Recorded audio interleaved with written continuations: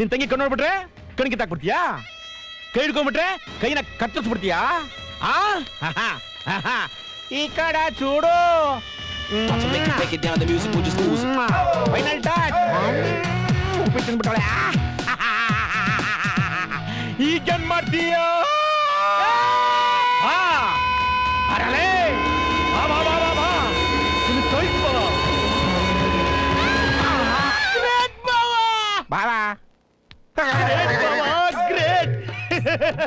ನಿನ್ನಂತ ದಿಲ್ಲಿ ಅಂತಾನೆ ಹುಡುಕ್ಬೇಕು ಅಂತಿದ್ದೆ.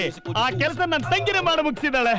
ಮತ್ತೆ ಕತ್ತರಿಸ್ತೀನಿ ಅಂತಂದ್ರೆ ಹಾಗಂದ್ರೆ ನೀನ್ ಹೆದರ್ಕೊಂಡು ಓಡ್ ಹೋಗ್ತೀಯ ಅನ್ಕೊಂಡಿದ್ದೆ. ಸರಿ ಯೋಚನೆ ಮಾಡಿ. ದಿಲ್ ಕಿ ದುನಿಯಾ ಭಾವ, ದಿಲ್ ಕಿ ದುನಿಯಾ.